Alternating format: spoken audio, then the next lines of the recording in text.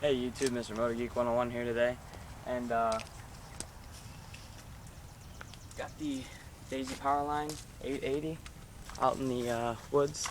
We're going to take some shots today at some targets from about up to 35 feet and under probably 15 feet. So here's the gun, Powerline 880, you've seen the review.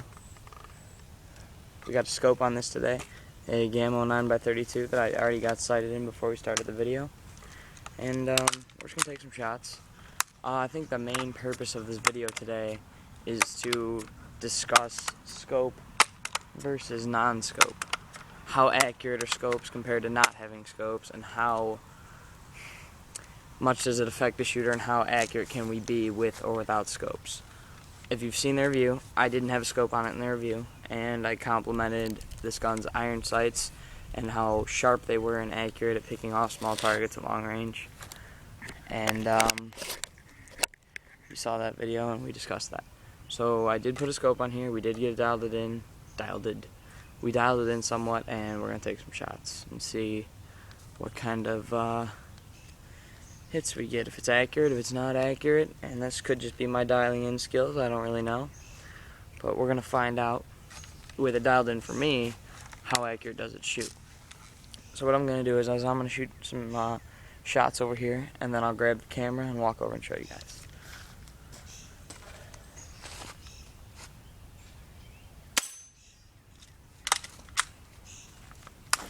Okay, we just hit our first target. Is a steel plate. Let me show you guys. Our steel plate targets. We hit that one from about 15 feet away. Now I'm going to get reset, and we're going to shoot a few more shots. This time I'll back up a little bit further. Try and make it a little bit more difficult of a shot. I'm trying to get the camera straightened out for you guys. Alright, as you can see, I'm all the way back here.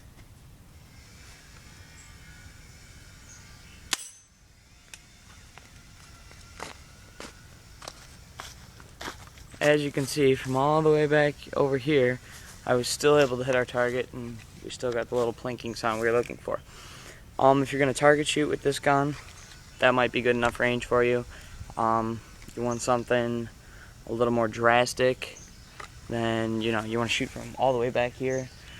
With this gun, maybe you want to use it for hunting or different applications, that's fine too.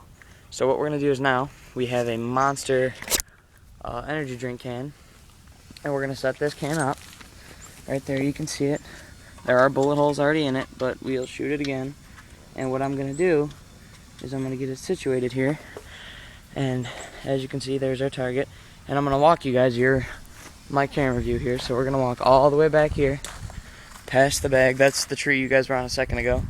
We're going to come all the way back here to this long range of shot here. And I'm going to set you guys up here as I get ready to take the shot. And then you guys will be able to see, hopefully, our Monster can go down. If I can get you situated. Here, you know what? I'll set you guys up here. You can watch me take the shot, and then I'll walk you down and show you. We're in the wilderness today, so I'm kind of using Mother Nature as a camera stand. Not working too well.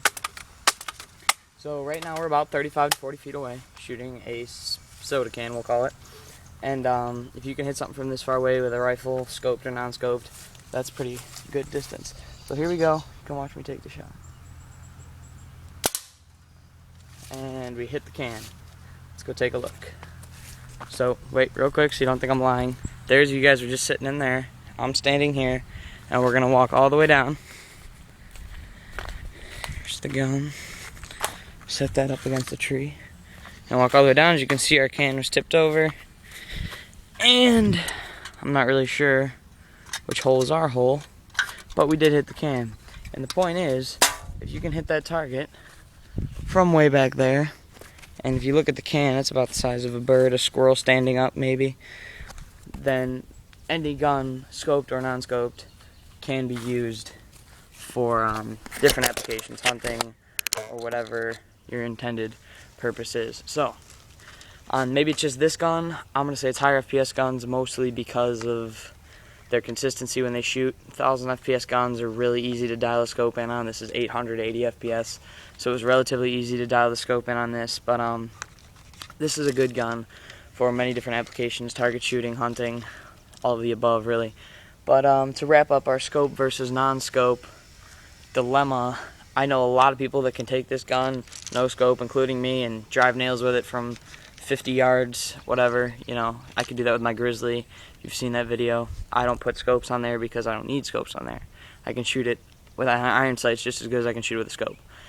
So it's kind of a comfort thing, whatever shooters are more comfortable with. If you like looking down a scope, then get a scope. If you like just using iron sights, keeping it simple and having that reliability, use that. But one thing that's going to be universally a challenge is whether you have a scope on it or not, you still have to hold the gun steady to take your shot. So if I'm looking down sights and I'm holding it steady, or I'm looking through a scope and holding it steady, either way you have to hold it steady. So if you have a steady hand, you have a steady shot, and you're really good at lining up on a target and pulling that trigger smooth, not really going to affect you. You might want a scope, you might not. So it's all kind of a personal preference, but honestly, I believe they give you the same amount of accuracy. It kind of depends on the shooter, not so much the gun and the products, you know what I mean? Anyone can drive nails just as well with no scope as they can with a scope. So to wrap up the video today, I would pretty much say that the accuracy of shooters and what they can hit from what distances kind of depends more on the shooter other than the scope, because whether you have sights, a scope, a red dot, high performance, $1 million scope, you're still going to have to line that gun up, you're still going to have to hold it steady and hit your bird, your can, your dynamite, whatever you want to shoot. Don't do the dynamite thing, I was kidding. But that's it. So, Mr. Motor Geek 101 here, Powerline 880 with the scope on the range. There's 35 yards, 40 yards of the scope on a BB gun. Not amazing shooting, I could probably go farther, but for the sake of the video, I just wanted to give you more of information in this video rather than blazing accuracy or stuff like that. I do intend to do maybe a 100-yard video soon. We're going to try and hit some stuff at 100 yards, but I have to get that put together. As you can see, I'm wearing eye protection today, by the way. A couple viewers were asking me about that, but I have eye protection. Especially when you're shooting BBs at steel targets, it's just good to have eye protection. So, that is it. Mr. Motor Geek 101 here, signing off. Hope you liked the video. Hope you got some information out of it about scopes versus non-scopes and how they can affect your accuracy. Thanks for watching.